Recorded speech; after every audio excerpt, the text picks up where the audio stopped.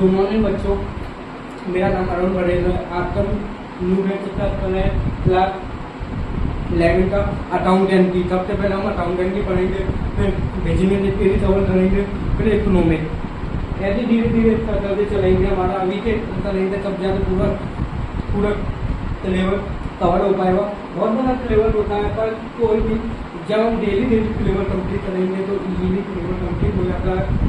सबसे पहला टॉपिक आता है अकाउंटेंट में। तो सबसे पहला टॉपिक आता है meaning and objective of accountant. इनमें हम मीनिंग के बारे में पढ़ते हैं, ऑब्जेक्टिव के बारे में पढ़ते हैं और अकाउंटेंट के बताते हैं। दूसरा टॉपिक आता है बेसिक अकाउंटेंट टर्म। जो हम छोटे छोटे बेसिक अकाउंटेंट टर्म होते हैं उन्हें हम पूरे अच्छे से डीपली समझाते हैं और डीपली बताते हैं। फिर तीसरा होता है अकाउंटिंग प्रिंसिपल। जो प्रिंसिपल समझने वाले होते हैं वो हम प्रिंसिपल समझे जाते हैं, जो अकाउंटिंग पे बेसिक होते हैं, जो अकाउंटिंग पर काम करते हैं। और उसके बाद आता है प्रोसेस ऑफ अकाउंटिंग, जो प्रोसेस होते हैं। फिर हम करते हैं अकाउंटिंग स्टूडेंट आता है। फिर हम करते हैं डबल एंट्री सिस्टम, जो डबल एंट्री सिस्टम के बारे में बताते हैं। फिर हमारा टॉपिक आता है सबसे मेन टॉपिक होता है जनरल एंट्री। जो जनरल एंट्री प्रॉपर्ली बताते हैं हम, जो पूरा सिस्टम अकाउंटिंग का वो डिपेंड होता है जनरल एंट्री पर। फिर उसकी जनरल एंट्री करने के बाद हम करेंगे कैश बोर्ड भी जनरल एंट्री के बाद होता है। फिर जनरल एंट्री कैश बोर्ड होने के बाद हम समझेंगे एरर क्या होता है।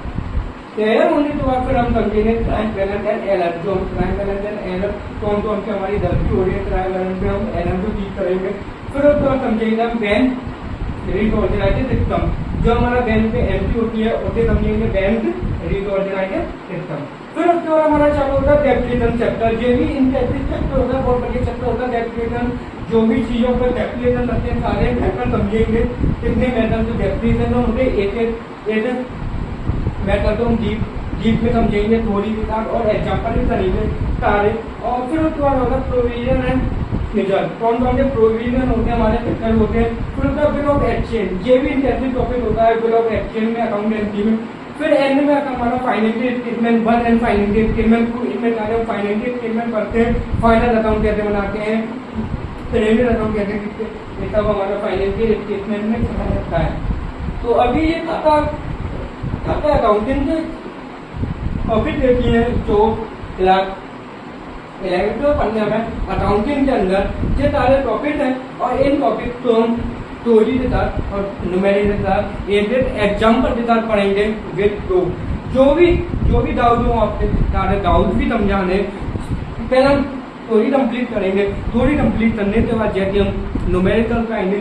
जब तक एक टॉपिक कंप्लीट नहीं हो गया तब तक हम आने नहीं पड़ेंगे नेक्स्ट टॉपिक पर। इसलिए कल से ज्वाइन होगी और कल से तो आपको हमने टॉपिक के बारे में डिस्कशन किया। कल से हम पूरा एक टॉपिक को पाएंगे और डीपली समझाएंगे। पहले थोड़ी समझाएंगे, फिर उसके बाद हम चालू करेंगे एग्जाम्पल। जो आपका भी को जुड़ना है और ये वीडियो तो ज़्यादा से ज़्यादा शेयर करना।